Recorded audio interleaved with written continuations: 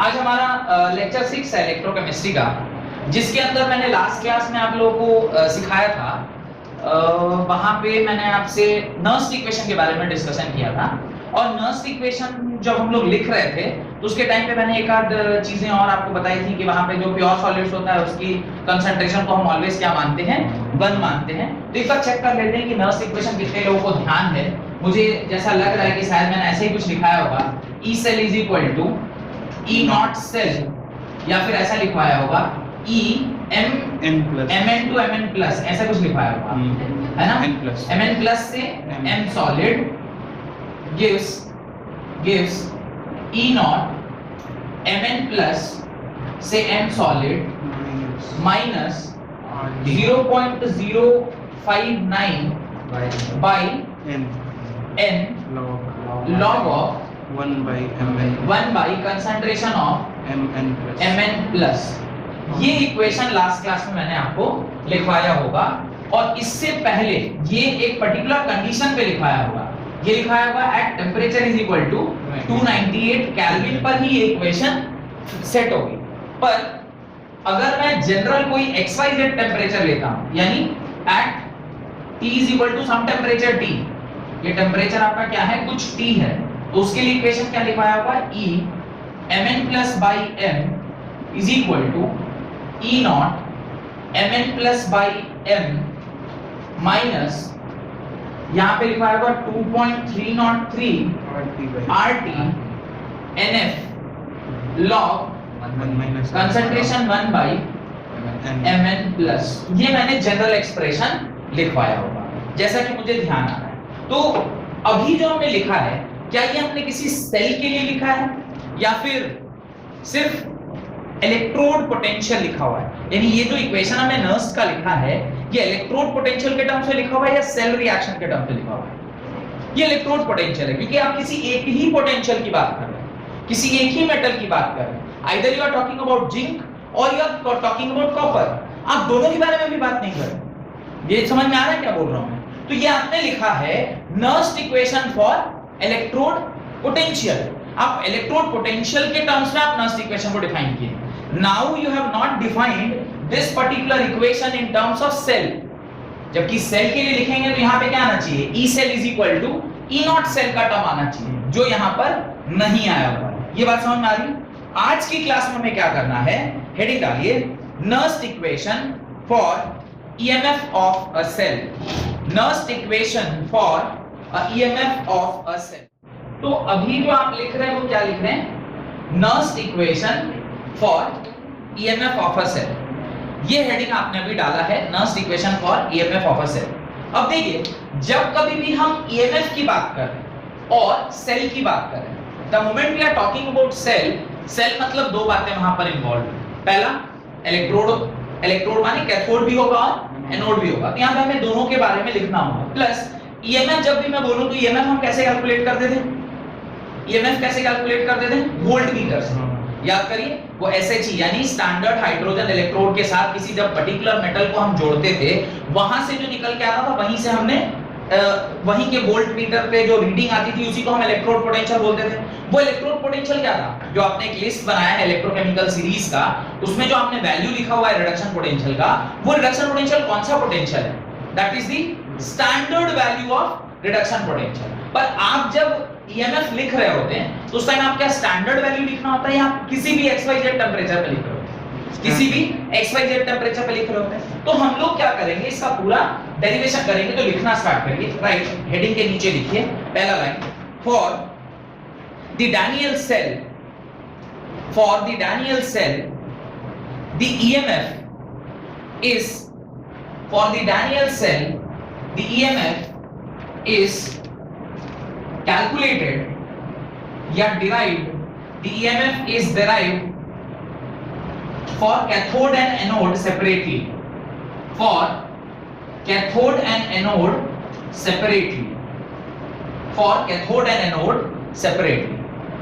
अब for cathode जब आप ये रिएक्शन लिख रहे हैं तो आप क्या लिखोगे रिएक्शन, आप रिएक्शन नर्स्ट इक्वेशन पे लिखोगे E of Cu2 plus by copper, cathode, cathode मतलब पॉजिटिव टर्मिनल, पॉजिटिव टर्मिनल के लिए जो आप लिखोगे तो लिखोगे EU Cu2 plus by Cu is equal to E naught Cu2 plus by Cu। और ये जब आप लिख रहे हो तो आप टेम्परेचर क्या यूज कर रहे हैं, 298 केल्विन और समथिंग एल्स। यहाँ पे आप क्या यूज कर रहे हैं, टेम्परेचर 298 केल्विन नहीं यूज करें, क्योंकि अगर ये 298 केल्विन यूज करना होता तो फिर स्टैंडर्ड वैल्यू ही ले लेते हैं।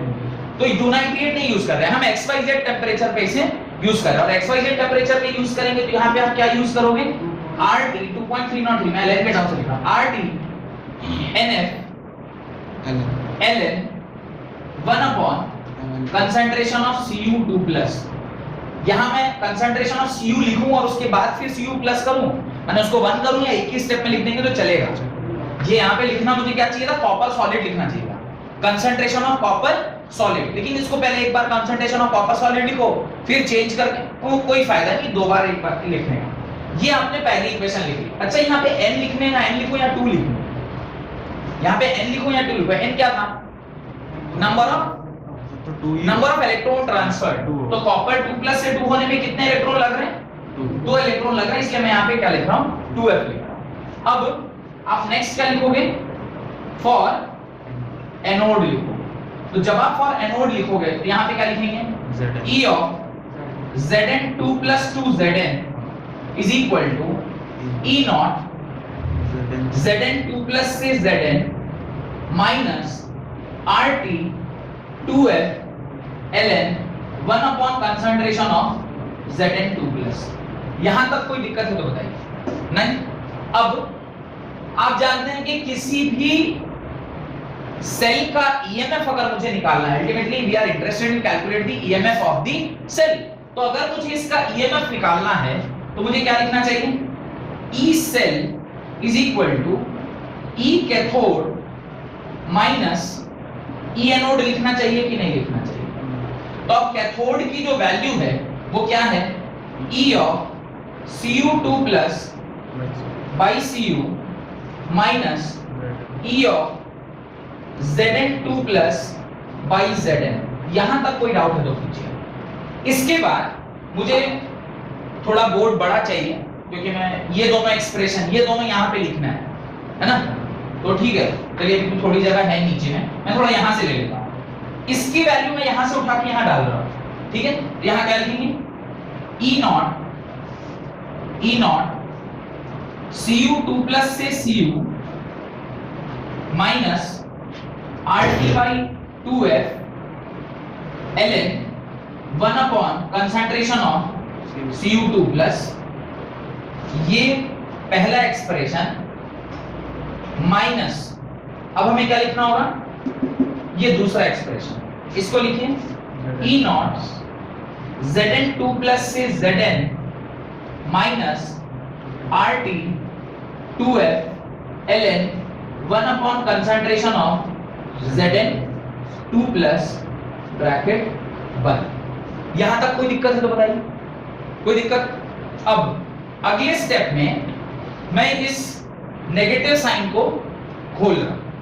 अगर मैं इस नेगेटिव साइन को खोलूंगा तो देखिए ध्यान से, ये negative minus E not Zn वाला टर्म नेगेटिव हो जाएगा और ये वाला टर्म क्या हो जाएगा, पॉजिटिव। इसमें किसी को कोई डाउट नहीं। तो अभी मैं देखिए क्या लिख रहा हूं, ध्यान से देखिएगा, E नॉट Cu2 प्लस से copper minus RT by 2F ln 1 upon concentration of Cu2 plus minus E not Zn2 plus से Zn plus RT 2F ln 1 upon Zn2 plus. यहां तक कोई डाउट नहीं। थोड़ा ध्यान से देखिए, इस टर्म को और इस टर्म को मैं एक साथ क्लब कर, ये क्या लिखा हुआ है, E नॉट Zn2 प्लस से copper minus E not Zn2 plus से Zn, इसको एक जगह लिख रहा। देखिए ध्यान से, E नॉट Cu2 प्लस से copper minus E not Zn2 plus से Zn। यहां तक कोई दिक्कत, इन दोनों को एक साथ क्लब कर लिया। अब जो मेरे पास बचा है उसको जरा ध्यान से देखिए, minus RT 2F ln 1 upon concentration of Cu2 plus RT 2F ln 1 upon concentration of Zn2 plus। यहां तक कोई डाउट है तो बताइए?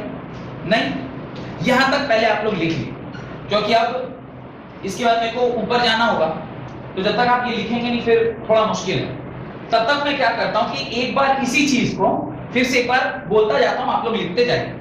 सबसे पहले हमने क्या किया है, कैथोड के लिए इलेक्ट्रोड पोटेंशियल लिखा है एट एनी टेम्परेचर T। तो वो कैसे लिखा? क्योंकि हम डैनियल सेल के लिए लिख रहे हैं, तो कैथोड पे क्या होता है, कैथोड पे कॉपर होता है और एनोड पे जिंक। तो कॉपर के लिए लिखेंगे तो E of Cu2 plus at any temperature। Any temperature लिखने के लिए हमें क्या करना पड़ेगा, यूज लेना होगा नर्स्ट इक्वेशन का। तो नर्स्ट इक्वेशन आपने यहां पे लगाया, तो आपने ये टर्म किसके लिए लिख लिया, कॉपर के लिए लिख लिया, यानी कैथोड के लिए लिख लिया। कैथोड में सिर्फ यहां N की जगह आपने क्या डाल दिया है, 2 डाल दिया है। उसका रीजन क्या है 2 डालने का, क्योंकि नंबर ऑफ इलेक्ट्रॉन ट्रांसफर्ड कितना है, 2 है, इसलिए हमने वहां पे क्या डाल दिया, 2 डाल दिया। अब हमने फिर एनोड के लिए भी उसी प्रकार से इक्वेशन लिख दिया। कैथोड और एनोड का एक बार इक्वेशन लिखा, तो ई सेल का फार्मूला मैंने आपसे पहले भी बताया हुआ है, क्या होता है, E of cathode minus E of anode. तो E of कैथोड और E of एनोड दोनों एक्सप्रेशन लिखा, उसकी वैल्यूज डाली, डालने के बाद थोड़ा सा रीअरेंजमेंट किया है, E0 Cu2 प्लस से कॉपर और E0 Zn2 प्लस से जिंक, इसको एक साथ रख लिया और बाकी चीजों को एक साथ डाल के एंड देन उसको हमने इस प्रकार से लिख दिया। अब अगर आपने ये पहला दोनों एक्सप्रेशन लिख लिया तो इसको मिटा दो, फर्स्ट दोनों टर्म मिटा रहा हूं। अब ये थोड़ा ध्यान से देखिएगा, क्योंकि डेरिवेशन जो है ना वो काफी आसान है, पर आप सीख जाएं तो रटना नहीं है। अब देखिए ध्यान से, यहां पे ये दोनों को मिलाकर क्या मैं E0 सेल लिख सकता हूं, E0 सेल लिख सकता हूं। क्यों? इसको मैं अलग से लिख देता हूं। इसको E0 सेल इसलिए लिख रहा हूं क्योंकि E0 कैथोड माइनस उसे क्या लिखेंगे, E0 एनोड। नॉट जैसे ही लिखेंगे तो ये हो जाएगा E0 Cu2 प्लस से copper minus E0 Zn2 plus से जिंक। कोई दिक्कत? तो ये क्या लिखा हुआ है, E0 सेल लिखा है, नहीं लिखा है। तो हम अगले स्टेप में अगर चाहें तो इसके बाद जब अगला स्टेप लिख रहे होंगे, यानी यहां से जब हम लोग यहां आएंगे तो इसके जगह पे मैं क्या लिख सकता हूं, E0 सेल लिख सकता हूं। कोई दिक्कत? E0 सेल तक कोई दिक्कत नहीं। अब इन दोनों टर्म्स को थोड़ा ध्यान से देखिए। मैं क्या कर रहा हूं, जानबूझ के नेगेटिव साइन RT/2F कॉमन लेगा। क्या बोल रहा हूं मैं, ध्यान से देखिएगा। इन दोनों एक्सप्रेशन से माइनस RT/2F जानबूझ के क्या लिया गया है, कॉमन लिया गया। अगर ये माइनस मैंने कॉमन ले लिया तो ये पहला वाला टर्म क्या हो जाएगा, पॉजिटिव। आप लिखेंगे ln 1 upon concentration of Cu2 plus. अब ये माइनस है तो ये प्लस था तो कॉमन ले लिया, तो यहां पे अब क्या बच जाएगा, minus 1 upon concentration of Zn2 plus. यहां तक कोई दिक्कत? यहां तक कोई दिक्कत? यहां पे एक हम लोग फॉर्मूला लगाते हैं लॉग का। क्या लॉग का फॉर्मूला होता है मैं बताता हूं। लॉग माने ln भी चलेगा, सिर्फ आप ध्यान दीजिए। Log to the natural base e अगर लिखा है a minus log of natural base b, तो इसको हम लिखते हैं लॉग a/b, हम लोग ऐसा लिख सकते हैं। ये लॉग की एक क्या होती है, प्रॉपर्टी होती है। देखिए ये लिखा है ln something minus ln something, log a minus log b, log a/b can be written. तो चूंकि यहाँ पे log की जगह पर क्या लिखा हुआ है, ln लिखा है, इसलिए हम ln a/b लिख सकते हैं। इसलिए मैंने ना जानबूझ के log e लिख दिया ताकि log e is equivalent to ln, उसी को ln बोलते हैं। तो अगली लाइन भी यहां से मैं क्या कर रहा हूं, मिटा रहा हूं। ठीक है, ये दोनों लाइनें भी यहां से मैंने मिटा दी। अब अगली लाइन में क्या लिख रहे हैं ध्यान से देखिएगा, E naught cell minus RT by 2F bracket ln A 1 upon Cu2 plus by 1 upon Zn2 plus। कोई दिक्कत?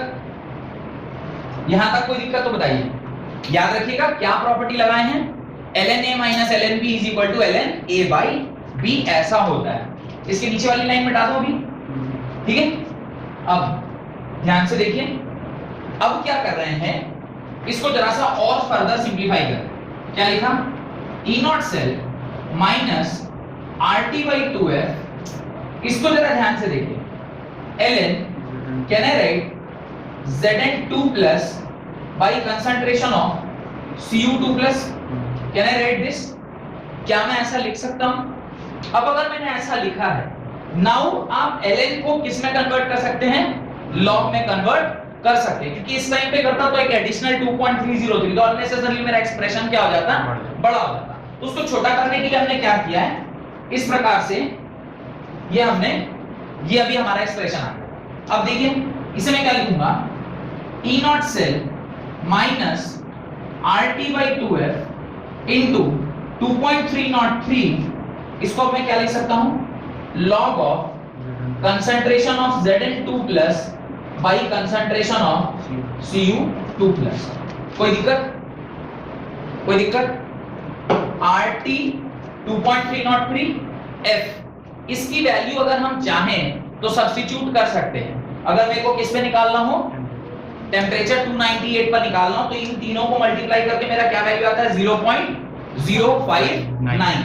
लेकिन हम लोग को वहां तक नहीं जाना है, और हमारा जो एक्सप्रेशन होने वाला है वो क्या होने वाला है, हमारा जो एक्सप्रेशन होने वाला है वो यही होने वाला है, E cell is equal to 2.303, E naught cell is minus RT by 2F into 2.303 by Zn plus by Cu2 plus। Done, ये आपका फाइनल एक्सप्रेशन आ गया, this is your final expression. अब कई बार आपको कंफ्यूज करने के लिए, यहां तक अगर आप लिख चुके हैं तो कई बार आपको कंफ्यूज करने के लिए क्या किया जाता है वो अभी मैं आपको दिखाता हूं। क्या करते हैं कई बार आपको कंफ्यूज करने के लिए, ऊपर से 2 लाइन मिटा दो, ऊपर से 2 लाइन नहीं, चलिए ठीक है लिख लीजिए। तो यहां तक मेरे ख्याल समझ में आ गया होगा कि E नॉट सेल को आपने क्या लिखा, E naught cathode minus E not anode, और कैथोड और एनोड की वैल्यू क्या है, E not Cu2 plus by Cu और E not Zn2 plus by Zn, और इन दोनों का जब आपने सबट्रैक्ट किया तो ये क्या हो गया, E नॉट सेल के बराबर हो गया, और E naught cell is equal to minus RT by 2F ln 1 upon Cu2 plus minus ln of this। और इस एक्सप्रेशन में हमने ln A minus ln B का कांसेप्ट लगाया, क्योंकि एक प्रॉपर्टी है लॉग की कि log A minus log B is equal to log A by B होता है, वही हम लोगों ने यहाँ यूज किया, और उस प्रकार से हमने इसको पर्टिकुलर इक्वेशन लिख दिया। अब ये भी इक्वेशन सही है, ठीक है, ऊपर वाला 2 लाइन मिटा रहा हूं सिर्फ। अब देखिए इसको हम लोग ना ऐसा भी लिख सकते हैं, कैसा लिख सकते हैं, बोलिएगा सर कैसा लिख सकते हैं, आप इसको ऐसा भी लिख सकते हैं, पर एट क्या लिखेंगे, एट 298 केल्विन, आप इस इक्वेशन को कैसा लिखेंगे, E cell is equal to E naught cell minus 0.059 by n log of concentration of, पहले ऊपर क्या लिखा हुआ है, Zn2 plus by concentration of Zn Cu2 plus, ठीक है। अब यहां मैं n नहीं लिख के क्या लिखना चाहिए, मेरे को 2 लिखना चाहिए, ठीक है। ये भी एक्सप्रेशन हो गया। अब मैं वो बता रहा हूं कि कई बार आपको कंफ्यूज करने के लिए क्या करते हैं वो देखिए, कई बार आपको कंफ्यूज करने के लिए वो एक्सप्रेशन जो लिखेगा वो ऐसा भी लिख सकता है, E cell is equal to E naught cell plus, क्या लिख दिया, प्लस लिख दिया। अगर ये माइनस से ऑटोमेटिकली प्लस हो रहा है तो आपके मन में ख्याल आएगा कि ये तो गलत लिखा हुआ है, नहीं, गलत नहीं लिखा हुआ है, ये क्या लिखा हुआ मैं आपको बता रहा हूं।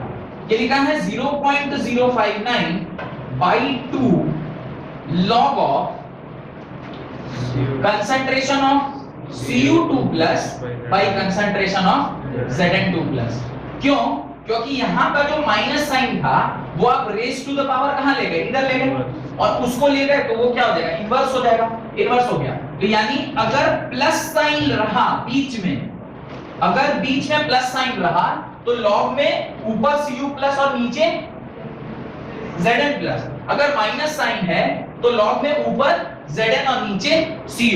अब ये cu zn कितनी देर तक याद रखिएगा, ये तो थोड़ा मुश्किल काम है ना कि zn और cu हम याद रखें। तो एक तो जनरल इक्वेशन बनना चाहिए। क्या जनरल इक्वेशन बनेगा, ध्यान से देखिएगा। ई सेल, अब हम लिख रहे हैं at 298 kelvin for any cell, किसके लिए लिख रहे हैं, फॉर एनी सेल। अभी किसके लिए लिख रहे हैं, for Daniell cell. Daniell cell में एनोड और कैथोड क्या होता है, Zn2 प्लस और Cu2 प्लस। अभी हम फॉर एनी सेल लिख रहे हैं, एनी सेल लिखेंगे क्या लिखेंगे, E cell is equal to E not cell, अगर माइनस साइन डाल रहे हैं तो क्या लिखेंगे 0.059 बाई n। यहाँ पे n लिख रहा था, लेकिन क्योंकि यहाँ तो मुझे पता था कि दो ही इलेक्ट्रॉन ट्रांसफर हो रहे हैं, जब मुझे नहीं पता एनी सेल तो क्या लिखेंगे n log ऑफ। अब देखिए Zn प्लस कहां पे प्रेजेंट था, एनोड में या कैथोड पे, एनोड पे। एनोड पे क्या होता है, ऑक्सीडेशन। तो आप लिखेंगे जिस भी सब्सटेंस का ऑक्सीडेशन हुआ है उसका कंसंट्रेशन होल डिवाइडेड बाय जिस भी सब्सटेंस का रिडक्शन हुआ है उसका कंसंट्रेशन। यानी ये आपका जनरल एक्सप्रेशन आ गया फॉर एनी सेल, लेकिन कब, for any cell at 298 kelvin. ये भूलना नहीं है, ये 0.059 तभी आ रहा है जब हम टेम्परेचर R, F इन सारी की वैल्यू वहां पर क्या कर दे रहे हैं, सब्स्टिट्यूट कर दे रहे हैं। अगर ये 298 केल्विन की जगह 300 केल्विन भी है तो ये वैल्यू ना यूज करके हमें कौन सा एक्सप्रेशन यूज करना पड़ेगा, ये वाला एक्सप्रेशन यूज करना पड़ेगा, जहां पे आप RT, F और 2.303 को ऐसे ही रख के and then you have to multiply and solve it. ज्यादातर ऐसा देखा गया है, मैं नहीं बोल रहा कि ऑलवेज ऐसा होगा, पर ज्यादातर ऐसा देखा गया है कि जो सवाल आपसे पूछा जाता है वो 298 केल्विन वाला ही पूछा जाता है। लेकिन अगर वो 298 केल्विन पे नहीं पूछा गया तो फिर गड़बड़, वहां गड़बड़ नहीं करना है। इसको ना यूज करके कौन सा फॉर्मूला यूज करना है, ये वाला याद रखिएगा। जब भी मैंने ये लिखा है उसके बाद मैंने वहां क्लियरली लिखा है at 298 kelvin. If it is not written at 298 kelvin और आप ये फॉर्मूला यूज कर रहे हैं, मतलब आपसे बड़ा बेवकूफ कोई भी नहीं हो सकता है। डन। और इसी पर्टिकुलर एक्सप्रेशन को जब हम प्लस के टर्म्स में लिखते हैं, कैसे टर्म्स में, प्लस के टर्म्स में लिखेंगे तो कैसे लिखेंगे, E cell is equal to E not cell plus 0.059 by n log of, ऊपर रिडक्शन होगा यानी जिस सब्सटेंस का रिडक्शन हुआ है उसका कंसंट्रेशन होल डिवाइडेड बाय जिस सब्सटेंस का ऑक्सीडेशन हुआ है उसका कंसंट्रेशन। ये बात समझ में आ रही है कि जब आप इस प्रकार से पॉजिटिव और नेगेटिव में कंफ्यूज नहीं होना है। Positive and negative are only a mathematical terms, और उस मैथमेटिकल टर्म्स में ये थोड़ा सा लॉग में क्या आ जाता है, वेरिएशन आ जाता है। इससे ज्यादा और कुछ भी वहां पर नहीं हो रहा है। डन। यहां तक लिख लेने के बाद आप कुछ बातें इंपॉर्टेंट सी हैं उसको लिखिए। याद रखिएगा मेरा एक्सप्रेशन यही सही है, this is my correct expression. लेकिन अगर बाय चांस एग्जाम में कुछ पॉजिटिव आ जाए तो आपको क्या करना है, लॉग को रिवर्स कर देना है। ध्यान रखिएगा, ये सिर्फ रिडक्शन और ऑक्सीडेशन का ध्यान रखिएगा। ओरिजिनल में क्या होता है, नेगेटिव है तो ऊपर ऑक्सीडेशन नीचे रिडक्शन, पॉजिटिव है तो ऊपर रिडक्शन नीचे ऑक्सीडेशन। ये थोड़ा सा आपको ध्यान रखना होगा। एक याद रख लीजिएगा तो दूसरा ऑटोमेटिकली याद हो जाएगा। तो ये एक्सप्रेशन तो ऐसे भी आपको याद रखना है, E cell is equal to E naught cell minus 0.059 by n log of concentration of oxidation by concentration of reduction। ये तो आपको याद करना ही पड़ेगा। भाई आप ठीक है, डेरिवेशन जानते हैं, बहुत बढ़िया। एग्जाम में डेरिवेशन ही ना करने लग जाएगा। अरे डेरिवेशन पूछेगा तब डेरिवेशन करिएगा, अगर सवाल पूछ रहा है तो डेरिवेशन ही ना करिएगा, फिर तो आपको ये एक्सप्रेशन याद रखना होगा। तो एक्सप्रेशन एटलीस्ट आपको क्या होना चाहिए याद। और मेरे ख्याल से डेरिवेशन कोई बहुत टफ डेरिवेशन नहीं, आपके आंख के सामने हुआ है सब कुछ। घर से हम रट के आए थे और तब कर रहे थे, आपके सामने किया, एक एक स्टेप बताकर किया है ना। तो इस प्रकार से आपको भी करना है। हंस का रहे हो नहीं, आपके सामने किया ना, मेरे को पता भी नहीं था यही पढ़ाना है मेरे। हंस क्या लिखिए।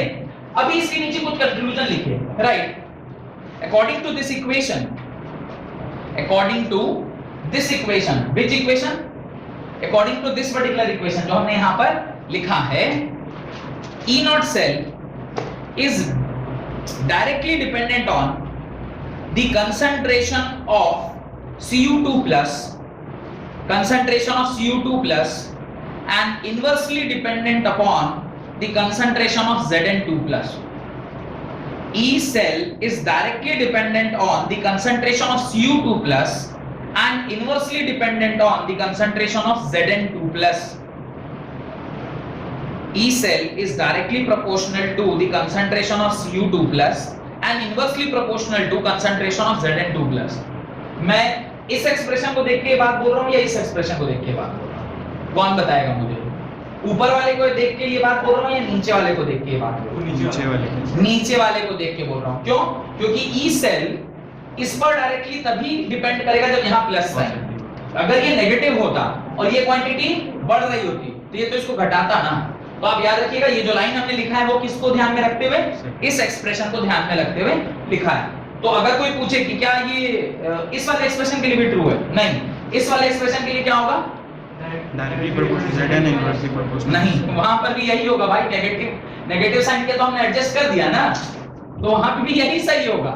ये नेगेटिव साइन Cu2 प्लस को अगर नीचे लिखा होता है, ये क्वांटिटी क्या हो गई, बड़ी है, अगर ये क्वांटिटी बड़ी तो ये क्वांटिटी छोटी, और ये क्वांटिटी छोटी यानी इसमें से घटने वाली क्वांटिटी छोटी हो गई तो ये भी क्वांटिटी क्या होगा, बड़ा होगा। सेकंड, अगर ये क्वांटिटी बड़ी है तो जो घटने वाला चीज है वो बड़ा, और घटने वाला चीज अगर बड़ा है तो ओवरऑल इसमें से ज्यादा चीज घटेगा और ज्यादा चीज घटेगा तो छोटा हो जाएगा।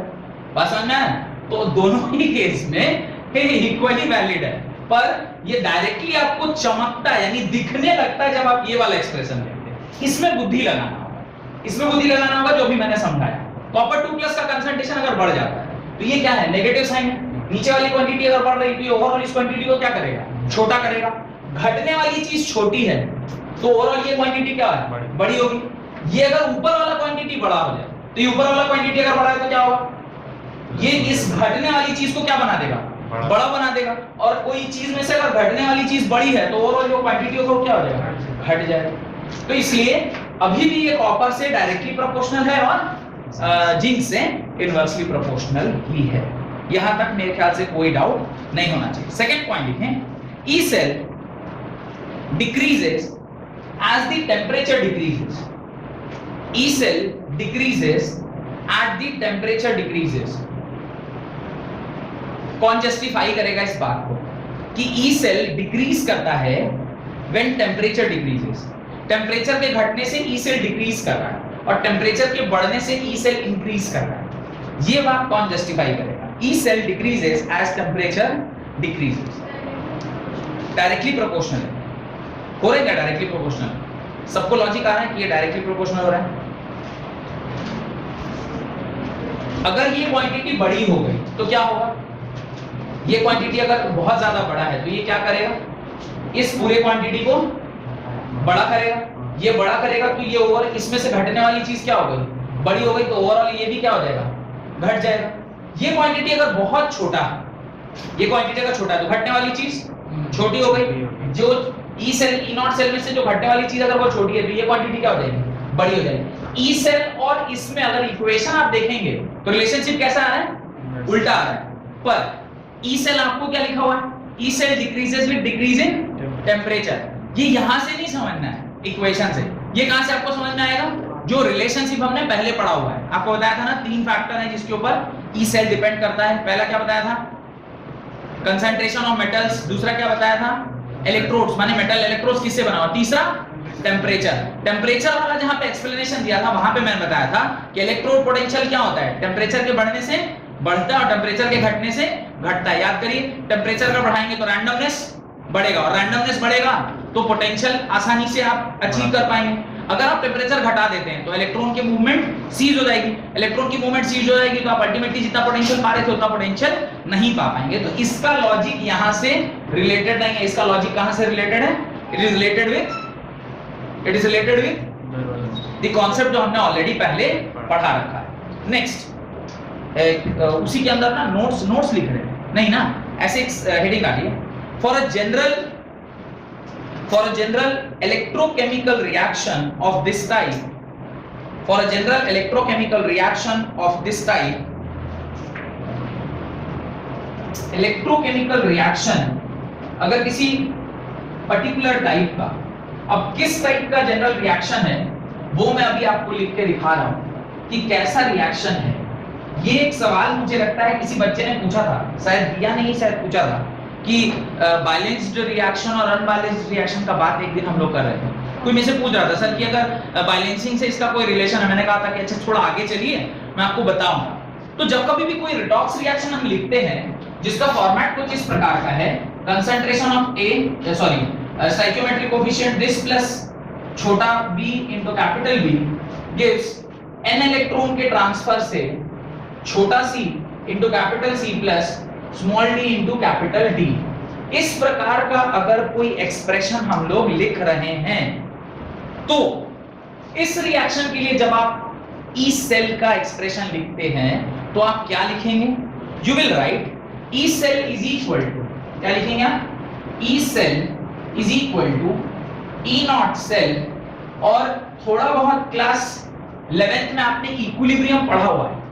ये रिएक्शन जब कभी भी रेडॉक्स रिएक्शन होती है तो ज्यादातर रिएक्शन जो है वो एट इक्विलिब्रियम, क्योंकि क्या होगा एक टाइम आएगा जहां पे ये रिएक्शन होना बंद भी हो जाता है। आपको ध्यान है मैंने कहा था कि एक टाइम ऐसा आएगा जहां पे आपको ये रिएक्शन बंद हो जाएगा, तो उस क्षण से पहले आपको ये क्या दे रहा होगा? पोटेंशियल दे रहा होगा। तो उस क्षण से पहले तक के लिए जो एक्सप्रेशन हम लिखते हैं वो हम लोग लिखते हैं E cell is equal to E naught cell minus RT by NF। यहाँ पे अगर log लिख रहे होंगे तो 2.303 लिखना होगा, और अगर ln लिख रहे होंगे तो 2.203 लिखने की आवश्यकता नहीं है। मैं अगर ln लिख रहा हूं तो कंसंट्रेशन ऑफ C के power C into concentration of D के power D whole divided by concentration of A के power A into concentration of B के पावर B। ये एक्सप्रेशन हम लोग उसकी जगह पर यूज करते हैं। कंसंट्रेशन ऑफ C के power C by concentration of D के power D whole divided by concentration of A के power A by concentration of B के पावर D। अब इस एक्सप्रेशन में एट 298 केल्विन, अगर ये कौन सी टेंपरेचर पे है? एट 298 केल्विन है, तो क्या क्या चीजें चेंज होगी ध्यान देखिए। E cell is equal to E naught cell minus 2.303 RT NF। इसका वैल्यू ऑलरेडी आप क्या करते हैं जानते हैं, ये किसमें कन्वर्ट हो जाएगा? लॉग कंसंट्रेशन ऑफ C के पावर छोटा c by concentration of D के power small d whole divided by concentration of A के power small a by concentration of B के पावर स्मॉल b। और इसको जब आप सॉल्व करके लिखेंगे तो आपका आंसर आएगा E cell is equal to E naught cell minus 0.0591 by n log of concentration of C के power C by concentration of D के power small d whole divided by concentration of A के power small a into concentration of B के power small b। ये expression आप use करेंगे जब कभी भी आपको एक ऐसा इक्वेशन दिया है जो इस फॉर्मेट में हो। इस फॉर्मेट में मतलब बैलेंस्ड केमिकल इक्वेशन लिखा हुआ है, वो भी कैसा? Redox equation. ठीक है, तो ये एक्सप्रेशन आप E नॉट सेल के लिए यूज करेंगे। आज अभी तक क्योंकि लगातार से एक लगातार डेरिवेशन होता जा रहा है, थोड़ा सा मन में आपके कंफ्यूजन अगर आ रहा है मैं एक बार आपको क्लैरिफाई कर देता हूं। हमने ये जो नर्स्ट इक्वेशन स्टार्ट किया, ये कहां से स्टार्ट किया? नर्स्ट इक्वेशन हमने लिखना स्टार्ट किया किसी भी XYZ सिर्फ मेटल के लिए। मेटल का हमने एक्सप्रेशन देखा E Mn plus by Mn is equal to E naught Mn plus by Mn minus RT by NF ln 1 upon concentration of that particular metal. यही बात बोले पहला। उसके बाद हम लोगों ने वो एक्सप्रेशन लास्ट क्लास में लिख के वहां पे क्लास खत्म कर दिया। आज की क्लास जब आप आए हैं मैंने आपसे क्या कहा? हम लोग डैनियल सेल के लिए E सेल का वैल्यू निकालेंगे। अब E सेल निकालने के लिए अपने को क्या चाहिए? Electrode potential of zinc and electrode potential of copper. ये दोनों हमने स्टार्टिंग में लिखा था, आप अपनी कॉपी में देख पा रहे हैं। पहले हमने ये लिखा, फिर वहां से हमने E सेल का फॉर्मूला निकाला। तो E सेल क्या होता है? E of cathode minus E of anode. Cathode और एनोड का जो एक्सप्रेशन था उसको हमने वहां पर क्या कर दिया? सब्स्टिट्यूट कर दिया। सब्स्टिट्यूट करने के बाद जो हमारे पास एक फॉर्मूला बन के आया, क्या है? E cell is equal to E naught cell minus 0.0591 by 2 concentration of oxidation by reduction, log of concentration of oxidation. ये फॉर्मूला आ गया। फिर मैंने आपसे वहां पे थोड़ा सा एक चेंज कराया, मैंने कहा अगर ये नेगेटिव से किस में कन्वर्ट हो जाए, पॉजिटिव में, तो ये फॉर्मूला क्या हो जाता है, चेंज हो जाता है। यहां तक किया। फिर मैंने कहा कि ये तो हो गया डैनियल सेल के लिए, अगर मेरे को XYZ सेल के लिए लिखना है तो क्या एक्सप्रेशन होगा, क्योंकि आपसे तो हर बार डैनियल सेल नहीं पूछेगा ना, आपसे तो हो सकता है जिंक कैडमियम सेल पूछ दे, आपसे पीवी लेड मतलब लेड कैडमियम पूछ ले, कुछ भी पूछ सकता है। तो अब उस वाले के लिए आप क्या लिखेंगे, उस वाले के लिए एक्सप्रेशन क्या होगा, E cell is equal to E naught cell 2.303 RT by NF log of concentration of oxidation by concentration of reduction। अब आपने इसको लिखा एट एनी टेम्परेचर, जब मैं लिखूंगा एट टेम्परेचर 298 केल्विन तो फिर वो जो एक्सप्रेशन है वो किसमें कन्वर्ट हो जाएगा, 0.0591 में कन्वर्ट हो जाएगा। डन। उसके बाद मैंने कहा कि अगर कोई इलेक्ट्रोकेमिकल रिएक्शन इस फॉर्मेट में आपको दिया हुआ है तो उस पर्टिकुलर केस में आप किस प्रकार से E नॉट सेल की वैल्यू लिखते हैं वो मैंने अभी आपको बताया। डन।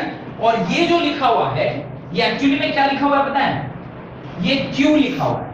अब आप बोलेंगे सर ये Q क्या है, थोड़ा बहुत अगर आपको इक्विलिब्रियम याद हो तो equilibrium constant when the reaction is at equilibrium, तो उस टाइम पे इसको क्या बोलते थे, Q बोलते थे। अगर थोड़ा बहुत भी आपको इक्विलिब्रियम चैप्टर याद हो क्लास 11th का तो वहां पे दो एक्सप्रेशन आता था, एट एनी टाइम हम क्या बोलते थे K, और जब इक्विलिब्रियम पे होता था रिएक्शन तो क्या बोलते थे, Q बोलते थे।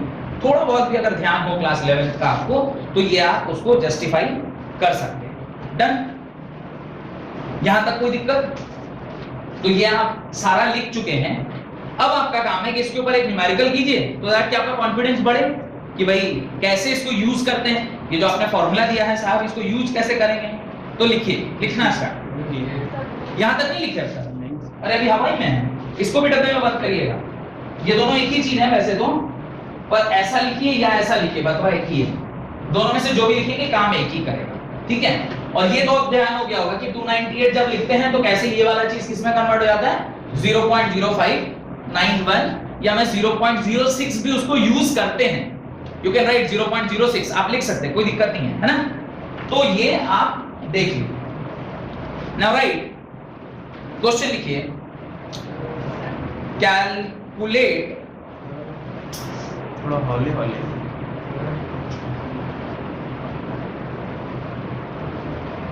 और इसको समझने के लिए आप एक काम और कर सकते हैं कि एक बार जाके थोड़ा इक्विलिब्रियम का नोट्स क्लास 11th का एक बार चेक कर लीजिए, तो ही ये समझ में आएगा कि ये वाला हम लोग एक्सप्रेशन कहां से लाते हैं। वैसे आपको ध्यान हो कि रेट लॉ का एक्सप्रेशन जब लिख रहे थे तो क्या लिखते हैं, रेट लॉ लिखते वक्त आप लिखते हैं ना, rate of forward reaction is equal to rate of backward reaction. और रेट कैसे लिखते थे, रेट फॉरवर्ड, ध्यान मेरे को तो ध्यान ही आ गया, आप इसके लिए रेट लिखते थे तो RF क्या लिखते थे, RF is proportional to concentration of C के power C into concentration of D के पावर D। फिर आप लिखते थे R बैकवर्ड लिखते थे कंसंट्रेशन ऑफ A के power A by concentration of B के पावर B। फिर लिखते थे एट इक्विलिब्रियम, जब ये इक्विलिब्रियम पर होता है तो हम क्या लिखते थे, rate of forward reaction is equal to rate of backward reaction. फिर रेट ऑफ फॉरवर्ड रिएक्शन और रेट ऑफ बैकवर्ड रिएक्शन अगर सेम है तो इसको प्रोपोर्शनैलिटी को इज इक्वल टू में बदलेंगे तो यहां पे क्या आ जाता था Kf, और यहां पे क्या आ जाता था Kb, है ना। ध्यान आ रहा है थोड़ा बहुत, अगर नहीं भी ध्यान आ रहा तो भी समझ लीजिए, एक्चुअली डेरिवेशन ही कर रहा हूं मैं। अब रेट ऑफ फॉरवर्ड अगर रेट ऑफ बैकवर्ड के बराबर है तो आप क्या लिखोगे, Kf is equal to concentration of C के power C by concentration of D के power D whole divided by is equal to, इसके जगह क्या लिखेंगे, K of B is equal to concentration of A के power A by concentration of D के power B। अब ध्यान से देखिए, इसको मैं ऐसा लिख सकता हूं, कंसंट्रेशन ऑफ C के power C into concentration of D के power D whole divided by concentration of A के power A divided by concentration of B के power B is equal to क्या लिखेंगे, Kb बाय Kf। और इसी Kb bye Kf को हम क्या बोलते हैं, Q बोलते हैं। तो यही Kb बाय Kf किसके बराबर हो गया, Q के बराबर। तो ये भी अगर ध्यान नहीं है तो थोड़ा बहुत इक्विलिब्रियम वाला एक बार चेक कर लीजिएगा। वैसे मेरे को जैसा ध्यान है कि हमसे रेट लॉ जब पढ़े थे इक्विलिब्रियम में तो इस तरह का एक छोटा सा डेरिवेशन हमने वहां पे किया था, और उसी डेरिवेशन की मदद से आप इसको ऐसा लिख सकते हैं। डन, ठीक है। तो ये देख लीजिएगा, एक बार जाके इक्विलिब्रियम चेक कर लीजिएगा। इक्विलिब्रियम में मैंने बाकायदा इसके ऊपर नोट्स दिया हुआ है और बहुत अच्छे से मैंने पढ़ाया है। लिखिए, calculate EMF of the following cell at 25 degrees Celsius. Calculate the EMF of the cell at 25 degrees Celsius. ठीक है, ये मिटा दूं पूरा जो बोर्ड पे लिखा है इसको पूरा मिटा दिया जाए। देखिए सेल रिएक्शन क्या है और सेल का रिप्रेजेंटेशन क्या है, ये बोर्ड पर ही लिख देता हूं डायरेक्टली, ठीक है। देखिए सेल रिएक्शन जो आपको दिया हुआ है वो है Fe से Fe2+। It is given that Fe किस में कन्वर्ट हो रहा है, Fe2+, और Fe2+ जो कन्वर्ट हो रहा है वो हो रहा है 0.001 कैपिटल M। फिर बीच में क्या आता है, सॉल्ट ब्रिज आता है, और उसके बाद लिखा है H+, concentration of H+ is 0.01 M single dash H2 gas at 1 bar, H2 gas at 1 बार, और इसके बाद भी एक डंडा आता था जहां पे हम लोग देते थे Pt सॉल्वेंट। ध्यान आ रहा है इस तरह से। तो ये जिस सेल का आपसे ईएमएफ कैलकुलेट करने को उसने कहा है ना, calculate the EMF of the cell at 25 degree Celsius, वो सेल रिप्रेजेंटेशन। तो इसको आप अपनी कॉपी में लिख लीजिए, ये आपके सेल का रिप्रेजेंटेशन दिया हुआ, और इसके नीचे E0 दो वैल्यू भी आपको दी गई होगी, E0 Fe2+2 Fe, Fe2+2 Fe इसकी वैल्यू, और एक और सेल पोटेंशियल दिया है शायद, हाँ दिया है, जो कि 0 है, वो तो आपको ऑलरेडी पता है, H+ से H2 क्या होता है 0.00 वोल्ट, और Fe2+ से Fe का वैल्यू क्या होता है -0.44 वोल्ट। ये शायद हमने पहले भी कहीं पर यूज किया है 0.44 वोल्ट, आपको ध्यान होगा। एक और एग्जांपल हम लोग कर रहे थे, उसके अंदर जो वैल्यू यूज किए थे वो 0.44 एक बार और यूज किए थे। इस तरह से आपको ना ये क्वेश्चन पूरा दिया गया। अब आपको इसको क्या करना है, सॉल्व करना है, you need to solve it. चलिए समय देता हूं आपको सॉल्व करने के लिए। चलिए अब मैं आप लोगों को सिखाता हूं सॉल्यूशन निकालना नहीं। इस तरह का सवाल अगर आपके सामने आएगा तो आप उसको कैसे करोगे। मेरा काम ये थोड़ा सिखाना है कि यही वाला सवाल कैसे बनेगा, ये वाला सवाल तो मान लीजिए बन भी जाए, अगर कोई दूसरा आएगा देन व्हाट। तो आप अप्रोच सीखना है, ना कि इस सवाल का सॉल्यूशन जानना मेरे लिए बहुत जरूरी है। इसका सॉल्यूशन जान तो मैं बनाऊंगा ही, वो तो आप जान जाएंगे, पर मेरे को ये सीखना है कि मैंने कैसे सॉल्व किया। मैंने मतलब अगर मैं कुछ नहीं जानता हूं, पर मेरे को जो मास्टर ने थ्योरी पढ़ाया, अभी आपको थ्योरी पढ़ाया, अगर मेरा मास्टर मेरे को इतना थ्योरी पढ़ाया है तो मैं कैसे इस सवाल को सॉल्व करूं, क्योंकि इस थ्योरी के बाद ही आपको ये सवाल दिया है। तो अगर मुझे ऐसा कोई देगा तो मुझे भी सॉल्व होना चाहिए, क्योंकि अगर मैं ऐसे सिखा दूं आपको तो मैं सिखाता हूं। सबसे पहले मुझे यहां पर चेक करना है कि कितने इलेक्ट्रॉन ट्रांसफर हो रहे हैं। कितने इलेक्ट्रॉन ट्रांसफर हो रहे हैं, 2 इलेक्ट्रॉन। कोई दिक्कत नहीं। तो इसके लिए पहले मुझे रिएक्शन लिखना चाहिए। रिएक्शन कैसे लिखेंगे, रिएक्शन कैसे लिखेंगे, कोई idea, how will write the reaction. पहले ये बताइए ये लेफ्ट है कि राइट है। This is left part of the cell, left part of the cell है, तो ये क्या हो रहा होगा, ये एनोड होगा, और ये क्या है, कैथोड है। अगर ये कैथोड है तो यहां पर हो क्या रहा होगा, रिडक्शन, यानी हाइड्रोजन का क्या होगा, रिडक्शन होगा, और आयरन का क्या होगा, ऑक्सीडेशन। तो जो रिएक्शन आप लिखेंगे उसमें आयरन का क्या होना चाहिए, ऑक्सीडेशन। ये लेफ्ट साइड है ना, लेफ्ट साइड पे एनोड है, एनोड पे ऑक्सीडेशन होता है, तो आयरन का क्या होना चाहिए, ऑक्सीडेशन, और हाइड्रोजन का क्या होना चाहिए, रिडक्शन। तो हम लोग रिएक्शन लिखते हैं, यानी यहां से मैं क्या लिख रहा हूं, अभी सॉल्यूशन चेक कर रहा हूं। पहले सीखिएगा, बाद में फिर बनाते रहिएगा, सीखिए पहले। अब ये मुझे यहीं से देख के बताया था किसका क्या होना चाहिए, ऑक्सीडेशन। ऑक्सीडेशन मतलब नंबर बढ़ना चाहिए, यानी आप लिखोगे Fe solid will convert into some Fe2+ aqueous। कोई दिक्कत, ऐसा हो रहा होगा। अब हाइड्रोजन का क्या होना चाहिए, हाइड्रोजन का होना चाहिए रिडक्शन। अगर हाइड्रोजन रिड्यूस कर रहा होगा तो plus should go into H2, plus 0 में जा रहा होगा ना, तभी ना ये नंबर मैं बोलूंगा कि रिड्यूस कर गया। तो यहां पर क्या लिखना चाहिए मुझे, H+ एक्वस, और यहां क्या लिखना चाहिए, H2 गैस। यहां तक कोई डाउट है पहले, ये हमने पहले रिएक्शन लिख लिया।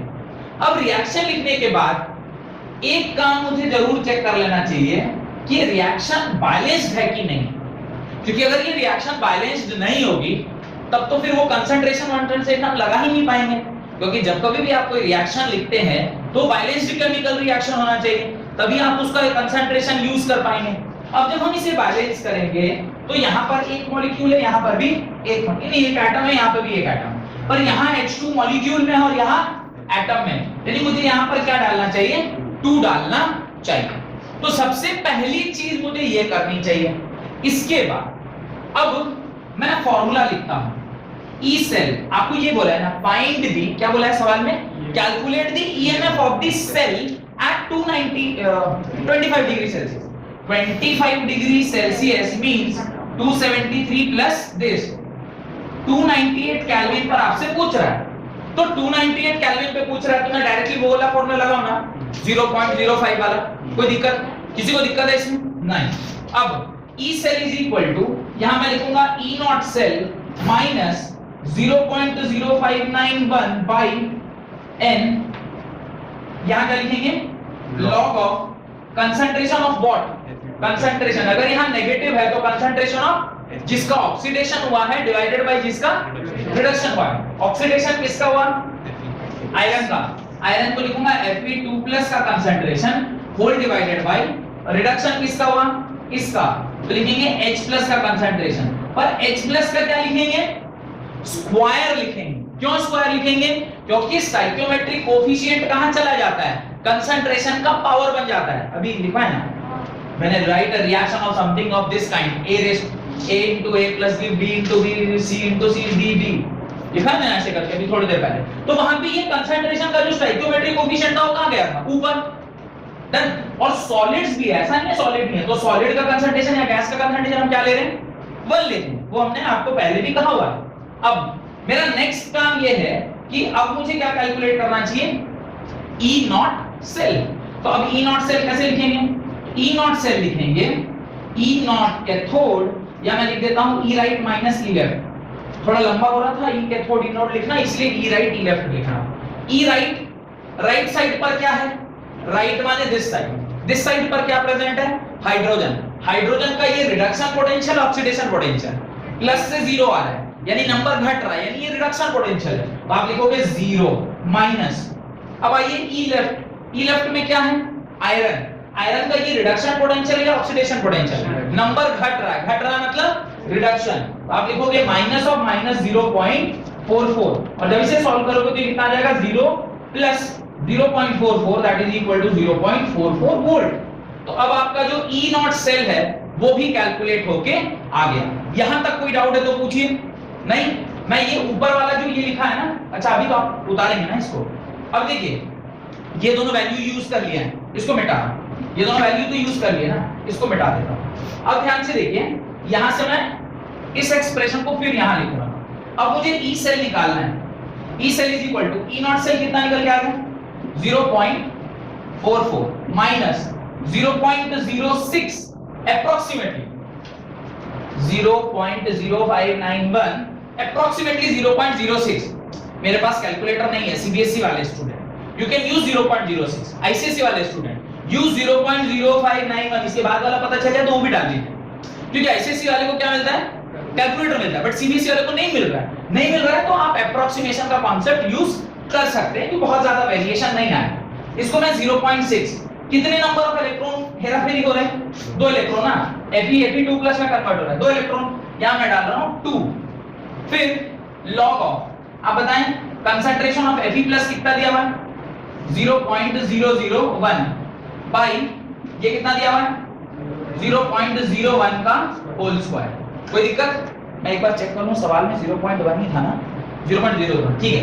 अब E cell is equal to 0.44 minus 0.06 by 2 log of, इसको जरा देखना ठीक से क्या लिखा हुआ है, ये देखो ठीक से लिखा है, अच्छा ठीक है चलो मैं लिख के दिखाता हूं, 0.001 होल डिवाइड बाय 0.0001, ठीक है। स्क्वायर करेंगे तो 4 डिजिट के बाद पॉइंट आएगा। अच्छा 0 से 0 काट दो, माने पॉइंट से पॉइंट अगर काटेंगे तो इसको जब कैंसिल करोगे तो नीचे एक एक्स्ट्रा बचेगा, समझ में आ रहा है? नीचे एक एक्स्ट्रा बचेगा, नीचे जो एक एक्स्ट्रा बचा तो मैं इसकी जगह पर 1/10 लिख दूं। कितना लिख रहे हैं? नहीं 10 आएगा, 10 आएगा, 1/10 नहीं 10 आएगा, 10 लिख दूं, इसको काट के 10 लिख दूं, तो ये हो गया 10, ये सब कट के 10 आ गया। अब इसके नीचे वाला ये लाइन मिटा, ये मिट गया। अभी देखो, अब E cell is equal to 0.44 minus इसको 0.03 लिख दूं यहीं पे, ऐसे लिख देता हूं क्योंकि ये तो कटेगा तो 0. ये क्या लिखा है? log of 10. अच्छा, मैंने log की प्रॉपर्टी बताई थी कि अगर बेस और वो दोनों सेम हो जाए ना तो वो क्या हो जाता है? 1 हो जाता है। तो ये क्या हो गया आपका? 1 हो गया। तो अगली लाइन में क्या चीज? अच्छा, ये लिखे नहीं थे, अरे यार। अच्छा ठीक है, चलो कोई बात नहीं। तो यहाँ पे मैं इसको थोड़ा सॉल्व कर देता हूँ। ये हो जाएगा 0.44 माइनस 0.03 इंटू 1। इसको जरा सॉल्व कर लीजिएगा। 0.44 माइनस 0.03 दैट इज 0.41 वोल्ट। और जैसा मुझे अभी थोड़ा ध्यान आ रहा है कि हमारे बीच में एक लड़का बैठा है जिसका नाम है आर्यन। आर्यन का भी यही आंसर है 0.41 वोल्ट, लेकिन ना आर्यन ने ये स्क्वायर वाला कॉन्सेप्ट यूज किया, ना आर्यन ने मैंने कुछ किया नहीं, फिर भी इसका 0.41 आया। ये टैलेंट है, दिस इज ओनली टैलेंट कि आप बस किसी एक इन प्रकार आपको आंसर पता चलना चाहिए। फिर क्या है एडजस्टमेंट, तो हमारा वो एक पिक्चर, कोई पिक्चर भी आई थी ना, वो क्या एक ऐड आया था, वो कोई फेविक्विक ऐसा था, थोड़ा खिसको करके वो ऐसा खिसका के किसी तरह 0.41 ला देना है। तो हो कि मैंने आपको ये समझाने की कोशिश की है कि अगर ऐसा XYZ कोई सवाल आपको स्वयं दे दिया जाए, तुम सॉल्व करो, how you will approach it, आप सीखेंगे कैसे, माने आप उसको कैसे सॉल्व करेंगे खुद से। तो सॉल्व कैसे करेंगे? जैसे मैंने अभी आपको सिखाया, स्टेप बाय स्टेप, पूरा एक स्टेप बाय स्टेप मैंने बताया कि एक लेमैन भी समझ जाएगा कि अगर कोई सवाल हमें दिया गया तो हाउ वी विल सॉल्व, है ना। तो इस प्रकार से ये एक अच्छा सवाल जो मैंने अभी आपको करवाया, ठीक है, कोई दिक्कत? चलिए, तो नर्स इक्वेशन जो हम लोगों ने लिखा था वो हम लोगों ने जनरल इक्वेशन के लिए लिख दिया। आपको वो वाला जो एक्सप्रेशन लिखवाया है, कंसंट्रेशन ऑफ C के power C by concentration of into concentration of D के power D by concentration of A के power A into concentration of B के पावर B, वो जो हमने एक्सप्रेशन लिखा है वो कब लिखा? When the reaction is in forward, either वो आगे बढ़ रहा है या पीछे बढ़ रहा है, क्योंकि इक्विलिब्रियम पे जब रिएक्शन इक्विलिब्रियम पे होती है उस टाइम पे ई नॉट सेल क्या हो जाता है? जीरो। क्यों जीरो होगा? रिएक्शन इक्विलिब्रियम पे मतलब rate of forward reaction is equal to rate of backward reaction, यानी E cell is equal to E external.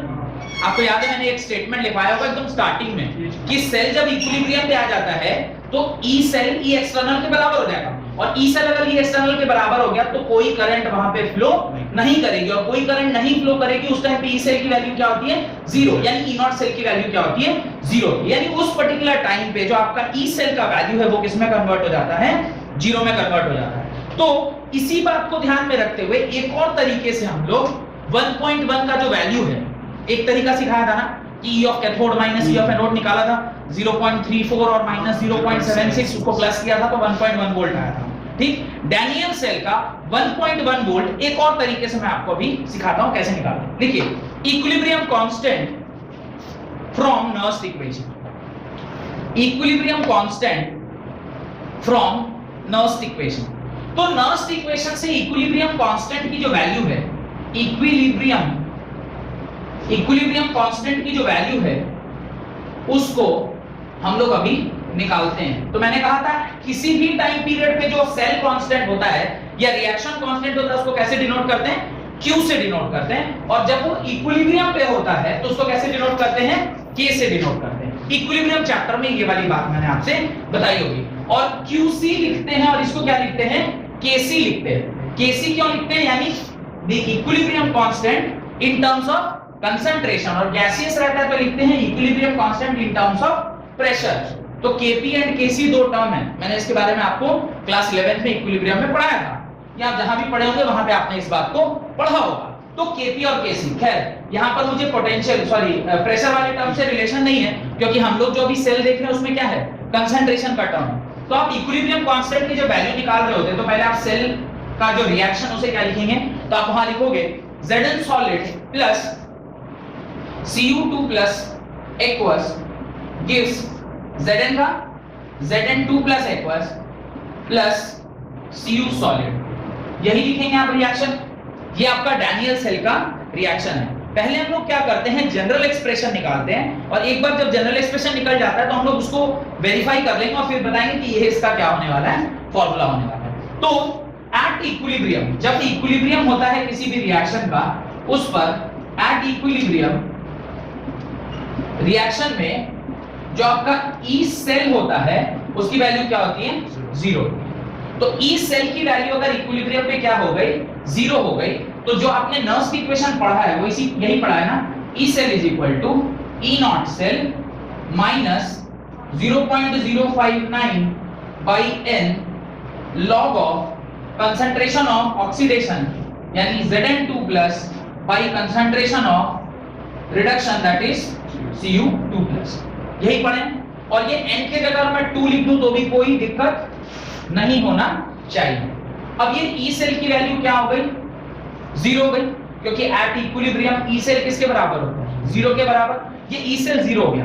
अगर हमारा ई सेल 0 है तो ये जो आपका कंसंट्रेशन ऑफ Zn प्लस या कंसंट्रेशन ऑफ Cu प्लस है, इसको ही हम क्या बोलते हैं, Kc बोलेंगे। क्यों इसको Kc बोलेंगे, ध्यान से देखिए। ये देखिए, रेट ऑफ फॉरवर्ड रिएक्शन जब आप लिख रहे होगे तो क्या लिख रहे होगे, rate of forward reaction is equal to concentration of K of F times concentration of Zn2 plus, और रेट ऑफ बैकवर्ड रिएक्शन लिखोगे तो क्या लिखोगे, कंसंट्रेशन K और B times into Cu2 plus. ये इक्विलिब्रियम में पढ़ाना चाहिए। अभी थोड़ी देर पहले यही वाला कांसेप्ट यूज किए थे, rate of forward reaction is equal to Kf times, इस पर्टिकुलर रिएक्शन का फॉरवर्ड में क्या लिखेंगे, कंसंट्रेशन ऑफ Zn के पावर, वहां तो 1 है तो पावर कुछ नहीं आएगा। सिमिलरली अगर उधर से इधर रिएक्शन आ रही है तो इक्विलिब्रियम है, मतलब ये दोनों इक्विलिब्रियम में, तो उधर से इधर आएगी तो ये क्या हो जाएगा, रेट ऑफ बैकवर्ड रिएक्शन। और रेट ऑफ बैकवर्ड रिएक्शन क्या होगा, Kb टाइम्स दिस। अब इसको आप क्या करो, एट इक्विलिब्रियम में किसके बराबर होता है, Kf is Rb is equal to Rf के बराबर, दोनों को आप लिख दो।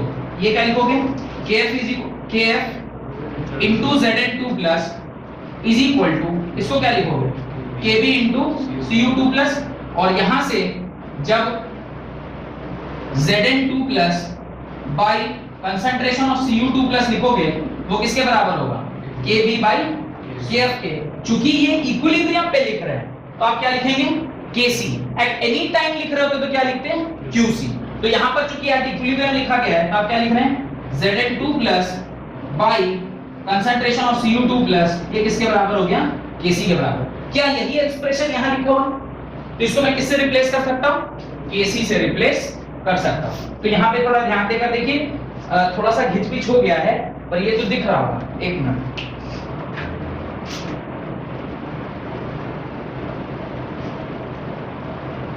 ये दिख रहा होगा, ये मैंने पहले लिखा था, ये सब कुछ पहले लिखा हुआ था। ये ई सेल क्या हो गया, 0।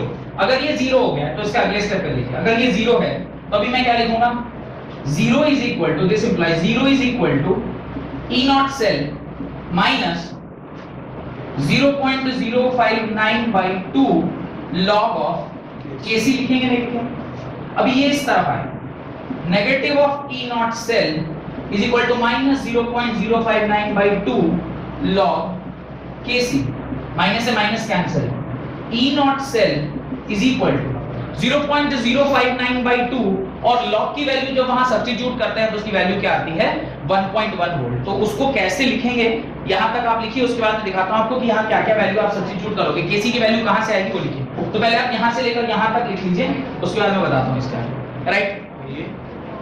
ये तो मैंने बताया कि ये Kc सब्स्टिट्यूट कैसे हुआ, तो ये आप मतलब जहां पर आप ये लिखोगे ना कि इसको आपने Kc लिखा है, तो उसके बगल में आप ये दिखा देना ताकि आपको पता चल जाए कि ये Kc आपने कहां से लिखा है, ठीक है, ताकि खुद को ज्ञान रहना चाहिए कि वो Kc की वैल्यू कहां से आई।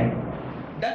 आप लोग लॉग टेबल नहीं सीखे, लॉग टेबल आप लोग ये सब जगह पे ही लॉग टेबल काम आता है, क्योंकि अब लॉग Kc की वैल्यू हमें निकालनी होगी। तो अब लॉग Kc आप कैसे निकालोगे, एक तो कैलकुलेटर, दूसरा लॉग टेबल।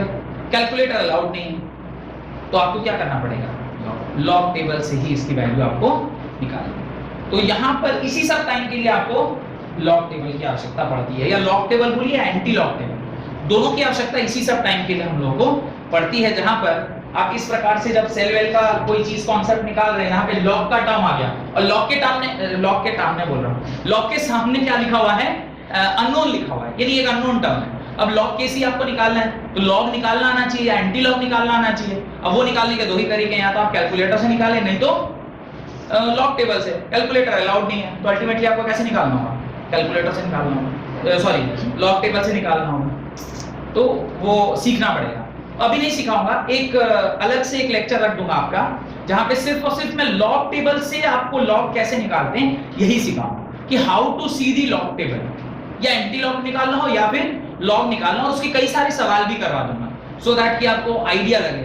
और जहां जहां पे ये लॉग टेबल यूज करके हम लोग वैल्यू खुद से लिख रहे हैं, आज मेरी किताब से देखकर, उस दिन जब आप लॉग सीख लेंगे तो उस जगह पे जाके एक बार उसको चेक करिएगा कि सर ने तो अपने मन से बोल दिया था, क्या सच्चे लॉग टेबल में भी यही आ रहा है, उसको एक बार चेक कर लीजिएगा। तो आपके पास बना बनाया सवाल ऑलरेडी प्रेजेंट है, जिसको आप क्रॉस वेरीफाई कर सकते हैं। डन। अब ई सेल की वैल्यू कितनी है, 1.1 वोल्ट। क्यों, हमने कौन सा सेल लिया था, डैनियल सेल। अब इसकी वैल्यू आप यहां पुट कर दो, 1.1 इज इक्वल टू 0.03 लिख दे, 0.03 log ऑफ KC, और log KC is equal to 1.1 whole divided by 0.03। इसको सॉल्व करिए तो कैलकुलेटर से क्या वैल्यू आ रहा है, 1.1 होल डिवाइडेड बाय 0.03, क्या वैल्यू आ रहा है इसका, 1.1 डिवाइडेड बाय 0.03।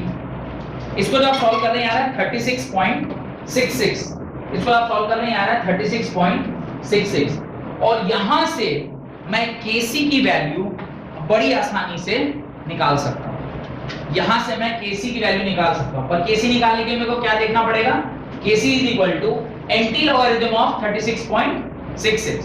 यहां पे आप लिखोगे KC is equal to antilog, क्या लिखेंगे, एंटी लॉग 36.66।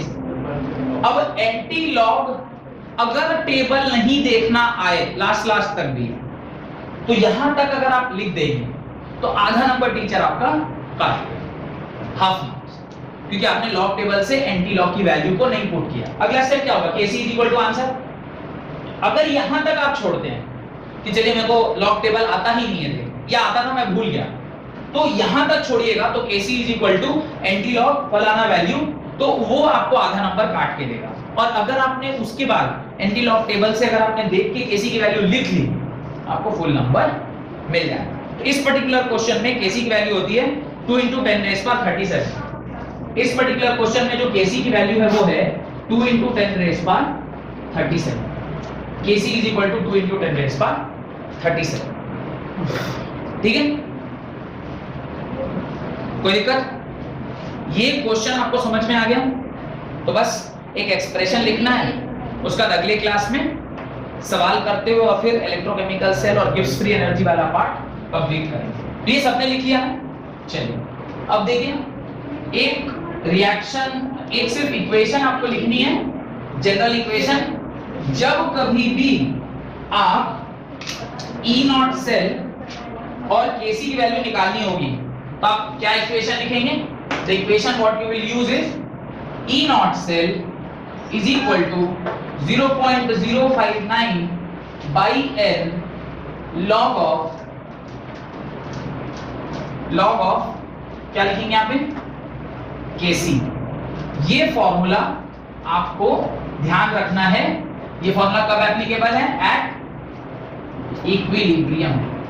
जब कभी भी कोई भी रिएक्शन इक्विलिब्रियम पे है या कोई भी सेल इक्विलिब्रियम पे है, तो वहां पे E0 सेल किसके बराबर होता है, इसके बराबर होता है, और यहां से हम किसी भी पर्टिकुलर रिएक्शन का इक्विलिब्रियम कांस्टेंट निकाल सकते हैं। हेडिंग आपने क्या डाला था, equilibrium constant from Nernst equation. इस पर्टिकुलर नर्स्ट इक्वेशन से आप इक्विलिब्रियम कांस्टेंट निकाल सकते हैं। E0 सेल कैसे निकालेंगे, E of cathode minus E of anode. n की वैल्यू कैसे पता चलती है, नंबर ऑफ इलेक्ट्रॉन ट्रांसफर्ड से। तो लॉग से तो नहीं, एंटी लॉग की वैल्यू जब आप लगाएंगे तो केसी की वैल्यू निकल के आ जाएगी। यहां तक कोई डाउट है तो पूछिए, नहीं? उसके नीचे एक लाइन लिखिए, the above equation gives the relationship between equilibrium constant. The above equation gives the relationship between the equilibrium constant of the reaction. The above equation gives a relationship between equilibrium constant of the reaction and standard potential of the cell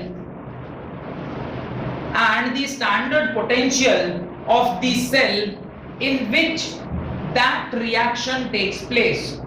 In which that reaction takes place. In which that reaction takes place. एक assignment लिख लीजिए question के form में, जो आपको अगली class में solve करके आना है, राइट? कैलकुलेट, क्वेश्चन लिखिए, calculate the equilibrium constant for the reaction. Calculate the equilibrium constant for the reaction. Calculate the equilibrium constant for the reaction. Equilibrium constant आपको किसी भी रिएक्शन के लिए निकालना है. कौन सी रिएक्शन दी गई है, ध्यान से लिखिए. Fe solid plus CD2 plus aqueous plus CD2 plus aqueous, equilibrium वाला रिएक्शन साइन. इक्विलिब्रियम वाला रिएक्शन साइन समझते हैं ना, ये वाला इक्विलिब्रियम वाला reaction sign. Fe2 plus aqueous plus cadmium solid Fe2 plus aqueous plus cadmium solid. कोई दिक्कत? ये कौन सा सेल है? Iron cadmium cell. आयरन और कैडमियम से मिलके जो सेल बना है उसको क्या बोल रहे हैं? Iron cadmium cell. गिवन लिखिए, E0 CD2 plus by CD, E0 CD2 plus by CD is equal to minus 0.40. E0 CD2 plus by CD is equal to minus 0.40 volt.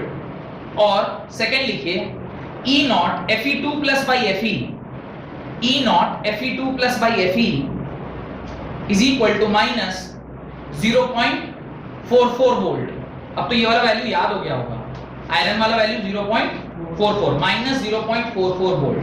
ठीक है, और एक लिख लीजिए, antilog 1.356 antilog 1.356 is equal to 22.70. Antilog 1.356 is equal to 22.70. अगर ये by chance value सवाल को सॉल्व करने में आए तो उसकी जगह पर आप क्या लिख सकते हैं? 22.70 लिख सकते हैं. बहुत बहुत धन्यवाद आज की क्लास अटेंड करने के लिए. ठीक है.